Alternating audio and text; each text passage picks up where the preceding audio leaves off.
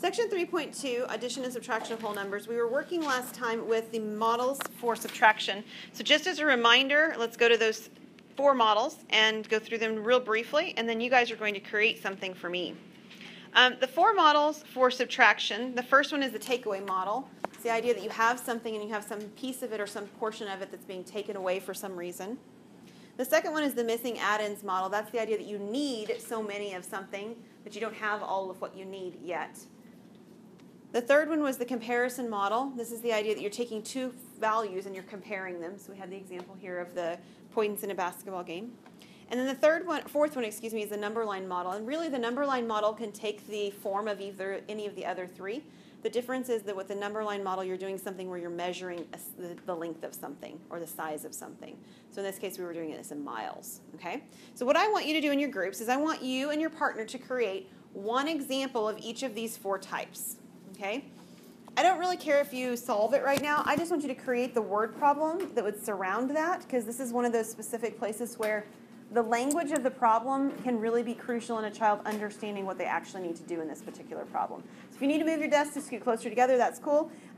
Every group is going to have an opportunity to give out loud an example of one of their problems. So make sure that you create at least one of them that you're really excited about. Okay? Or try. Try for something that you're really excited about. All right, you guys did some good work. I can tell because you had a lot of fun. You were talking. That was good. You know, this doesn't work in like math classes sometimes. People just stare at each other. But in education classes, you guys talk, which is awesome. It really is. So what I would like for you and your partner to look at your list of problems or whatever. And I need 2 volunteers for each of the examples. So who would like to volunteer to offer up their example for takeaway? 2 volunteers, 2 groups. All right, Kaylee, what do you have? Do you want me to read it? Yes, please. Okay. Today was Elizabeth's birthday. Okay, hang on just a second. Shh. I was about to say if your name's not Kaylee, you shouldn't be talking, but that doesn't work in our class right now, does it? That's right. Okay, so Kaylee Bradsher is going to talk to us. Okay, Kaylee, go ahead.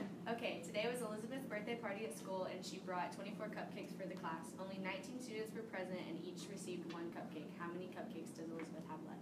Very good. Do you notice there's some things that I think are really purposeful to make mention of this? Is that number 1, there's 24 cupcakes, which is very realistic. Have you guys made cupcakes before? That's the typical number for a box of cupcakes. I don't know if you meant that on purpose, but that's really good. And she also mentioned that 19 students took 1 each, which is also pretty valuable, right? Okay, nobody thinks that's important. I thought it was. Very good. Thank you, Kaylee and Kaylee. Okay, one more volunteer for takeaway. Nobody? Madison. Yes, please. Sally had 8 popsicles and gave 3 away. How many does she have left? Okay, good. All right, so cupcakes, popsicles. I think you guys might be hungry. Yes, maybe. Okay, how about missing add-ins? Volunteer for missing add-ins. All right, go ahead, girls. You're giving 1 piece of candy to each of your 15 friends, but you only have 7 pieces. How many more pieces of candy do you need for everyone to get? Okay, good. So you're wanting to be able to give everybody something, and you don't have all of that to be able to give away. Fabulous. And it's food again. Just thought I'd mention. I'm really hungry. Okay. All right. Who's next? Okay, Tiara. Sarah has 12 stickers. She wants 16 stickers to complete her collection. How many more of the stickers does she need? Very good. And Tiara gets the gold star for today because she did not create a food example. Thank you, Tiara. All right. How about comparison? What are we going to compare? Yes, City. Jill ran 3 blocks while her brother Jack ran 8. How many more blocks did Jack run than Jill? Excellent. And we've got Jack and Jill. Do you know I do examples sometimes with Jack and Jill in them? I like Jack and Jill. All right, another comparison model. Yes? Okay. Bill and Billy both have sticker collections. Bill has 12 stickers, while Billy has 21 stickers. How many more stickers does Billy have than Bill? Bill and Billy. Wonderful. I love it. Okay, so we've got a sticker collection. We have 2 problems with stickers now, and somebody's running and everybody else is eating. All righty. Number line. And actually, the number line model could be used for your example too, Sydney, because you were doing something where it was in blocks. Although I think blocks is probably a little bit more concrete than when we do miles. So I think that's probably still more about the one that you were looking at in terms of measurement, but you could say that it's a measurement model as well. Okay, we only have 2 groups left. So the two groups who are left must be giving me some examples. So what do you have, Caitlin? Caitlin drives 181 miles from Shawnee, Oklahoma to Derby, Kansas. If she crosses the state line into Kansas after 140 miles, how much further does she have to go? Excellent. So we've got miles going on with our measurement model. Jillian, Kaylee, what do you guys have? Blakely walks 6 miles to school. At the end of the day, Blakely leaves to walk back. She walks back 2 miles and stops to tie her shoe. How far does Blakely still have to walk to get home? Good. So another example with miles. Okay. Everybody good with these kind of models? One of the things that I'd like to mention about this that you probably hadn't really ever thought about until we actually looked at the fact that there's different ways to talk about subtraction is that if you were working with, and I mentioned this briefly last time, if you were working with a child and they were doing these subtraction problems and they have the ability to do subtraction, but as you start looking at like actually applying this in real life, and you realize that every single time that they see a model that's talking about comparison, they don't recognize that that's actually a subtraction problem, that gives you a lot more insight into being able to help them as a teacher. And so that's one of the reasons I mentioned this. It's not necessarily so much that you can go and create, 15 examples and they all look different. It's so that you can actually register what maybe is causing a student to struggle when they're actually looking at an application of something in subtraction. Does that make sense? Okay. We have one more thing in this section, whole number properties of subtraction. So we mentioned some of these last time, and so I'm actually really glad that we didn't get to this particular slide. So we're going to see what you remember about these properties with subtraction. We actually talked about them specifically with addition. But we talked about these properties in general and how they would be used with other number systems too. All right, so the first one that they talk about, there was 4 properties, by the way. There's closure, commutative, associative, and identity. And this was additive identity last time, so we're looking at for if it's a subtraction identity this time. But closure. Do you remember in general what closure said? I just remember all the numbers are out there. Yeah, you remember something about a door, don't you? I had a colleague that told me that once, and I thought that was such a great analogy that I've used it ever since. So this idea that we've got all these numbers floating around in the room, and we've got numbers out in the hallway as well. So the numbers that are in our room, if we're doing whole number subtraction, is still whole numbers in the room. So the question we're asking ourselves is, if I take these 2 numbers, in this case whole numbers, and I do it with this particular operation, which is subtraction, do I keep the door closed, because the number is still in the room, or do I have to open the door and grab some other number from the hallway and bring him in? Like that's not, So what's that? like that's not a whole number? Right. Okay. Would I have to have something that's not a whole number to have as my answer? So that's the question. The question is, when I take 2 whole numbers and I subtract them, will I always get another whole number? No. Can you give me an example? Was it you, Amanda? What was that? 3 minus 7. Okay, so she gave me 2 whole numbers, 3 and 7, and she subtracted them in a very specific way, right? What happens when we get 3 minus 7? We get a -4. And -4 is not an element. You guys know that symbol, right? Some of you are still working with that symbol. Not an element of the whole numbers. Because it's an integer that's negative. Okay? So we do not have closure for whole numbers under subtraction. Make sense? Okay, so that it fails. We do not have the closure property. So the closure property is a big fat no. How about commutativity? What was commutative property? What did that one say? What do you remember? Okay, so it was the property where we have the ability to switch the order of things. Okay? When we use the word commute, we talk about commute, like when I say I commute from outside of Shawnee, right? It means I have to come into Shawnee and then I have to go back home to Shawnee. It's this ability to sort of switch locations. So this is what this is talking about too. So Amanda mentioned what it would actually look like with letters, right? So the question is, do we have the ability to say that A minus B is equal to B minus A? So let's create an example of where that wouldn't work, because it doesn't work. But in order to do that, I need some numbers. So somebody give me some numbers. 3 minus 7 is 7 minus 3. All right. What is 3 minus 7?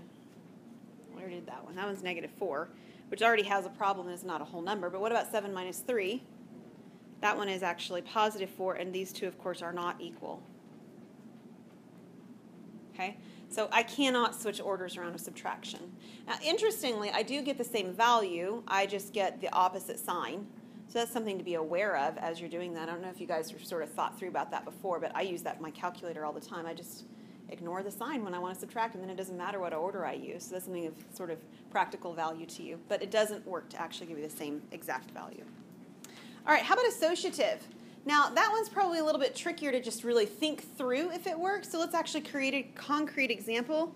Associative, remember, has the parentheses involved, and the issue is what we associate together. So I need 3 numbers, and you guys can pick me pretty much any 3 whole numbers, and this is gonna fail. Don't use the number 0, because it might actually work if I put it in the right place. So something that's not 0. 3 numbers. 5 and 8, and give me one more. What was it? 2? Okay. So the question is, if I subtract 5 minus 8 and then minus 2, is this going to equal, oops, I put the parenthesis too soon, 5 minus and then 8 minus 2 over here? And that's the question, right? And so as with anything when we've got a parentheses, we work inside the parentheses first. So the inside part of the parentheses on the left is the 5 minus 8. So what's 5 minus 8? That's negative 3 minus 2. Let's just finish the left-hand side since we're already here. What's negative 3 minus 2? Negative 5. Okay. Let's do the right-hand side now. What's the 8 minus 2? 6. And then what's 5 minus 6? Negative 1. And what do we find out? They're not equal. And again, if you found out that they were, you'd have to double check and see, like, okay, let's try another example. Maybe that was just a fluke, okay?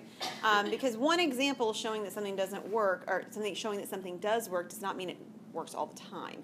But definitely showing that it fails at least once shows that the property fails in general. So this property is, again, a no. I don't even think I wrote no on the last one, did I? I should put it there. Big, bold no. Didn't work. So no closure, no commutativity, and no associativity. Okay, what about identity? What was the identity property for addition? What did it say? If you add a certain number to your beginning number, then the beginning number, or the sum is the beginning number. Okay, so, and that number, special number, was 0, right, Amanda? Right. Okay, so it looked like this in terms of symbols. I have the ability to have a number, the number is 0, so that when I add it to a value, it doesn't change the original value I started with. Okay? Make sense? The question is, do we have a similar number, the same number, or a different number, whatever, that works for subtraction? Now, if there's a number that works for subtraction, what does it have to be? It would have to be 0 here, right? Because if you think about what happens when we subtract, if I subtract, and I'll just use the number 5, minus the 0, what do I get? I get 5. So it sort of looks like it does work right here, doesn't it? When I take 0 away from 5, it works. But what do you notice over here with the way that this is stated? I know that this is an addition statement and mine is a subtraction statement. But do you notice it has 2 pieces here? The first piece says a plus 0 and the second piece says 0 plus a. That has to work for an identity property for anything. That is, the order of the addition, and in our case now the order of the subtraction, it has to work both directions. So in other words, I have to be able to do the subtraction in the other order and also get 5. And what happens? It does not work. And of course the reason it doesn't work is because, generally speaking, subtraction is not commutative. So this is not always going to work. So these two right here do not equal each other. So if this worked, in other words, I would have to have the fact that a minus 0 is equal to 0 minus a is equal to a, and this doesn't work. I don't have a property like that that works with the number, in this case, 0. And again, the reason 0 has to be the right number is because it works in one direction. I mean, I get, it's almost like I have a half identity, right? It works half the time, you know, it depends on the order, but it doesn't work all the time. So there is not an identity element or an identity property for subtraction either. Any questions on that one? All right.